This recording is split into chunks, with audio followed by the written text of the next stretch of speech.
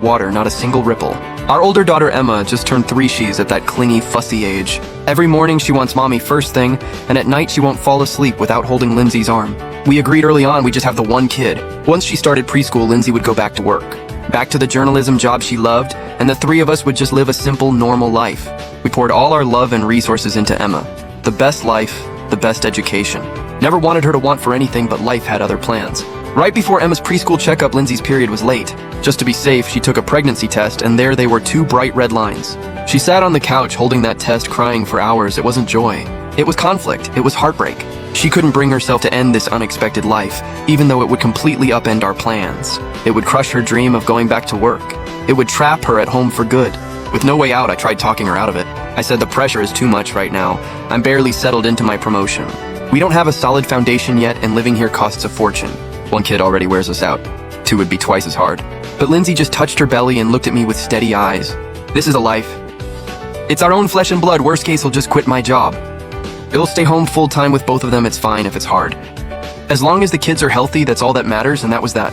Her dream of going back to work was completely over. She quit her internship at the newspaper, focused on the pregnancy, and gave birth to our son, Jack. From then on, her whole world became Emma Jack in this house, the woman who used to strut around in heels, cameras slung over her shoulder, chasing stories all over the city. Completely vanished into diapers and dinner prep. I was grateful to Lindsay. I knew exactly what she gave up, so I'd make sure she felt secure. So she never had to worry about money. I linked my paycheck straight to her account right away.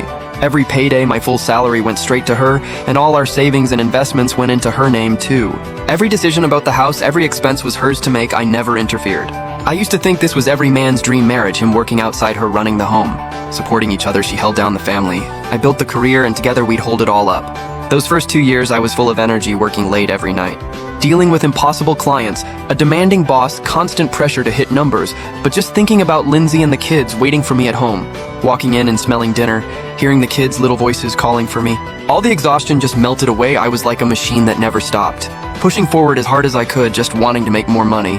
So Lindsay never had to pinch pennies, so the kids could have a real shot in this city. Good school's a bigger world. Eventually I kept getting promoted. Made it to project manager, tripled my salary. Steady income, growing network, life kept getting easier. But I changed it, felt like all my drive just got sucked out of me. I went through the workday in a daze and dreaded going home. I'd rather sit in my car smoking than walk through that front door. Facing the mess at home, I started nitpicking, started resenting it, started feeling like my life had become boring and suffocating. On our 5th anniversary, I left work early on purpose. Wanted to surprise Lindsay, but the moment I opened the door, every romantic thought I had just disappeared. Toys, picture books, snack wrappers scattered all over the living room, a milk stain still on the floor from where Emma spilled it. Lindsay was crouched down, holding crying Jack in one arm, wiping Emma's face with the other. Her hair was so greasy it stuck to her scalp. The part was wide enough to fit 2 fingers in. You could even see white flakes of dandruff she was wearing. My old gray t-shirt. Even the loose fit couldn't hide her post-baby body, the rolls around her waist. Her arms had gotten thicker too.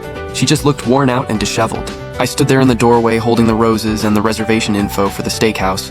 And suddenly I felt this wave of nausea. My stomach just churned. I should have walked over smiling and said, "Honey, happy anniversary. Let's drop the kids off at your parents' tonight and go out on a date." But my throat just closed up. I couldn't get a single word out. "You're home." "Why are you back so early? I just finished with the kids. I haven't even started dinner." I pushed down that uneasy feeling, and out of habit I leaned in and kissed her cheek like I always did before heading to work, keeping my voice soft. "Don't push yourself too hard, get some rest. If the kids get too much, call your mom for help." She smiled shyly, her cheeks flushing pink.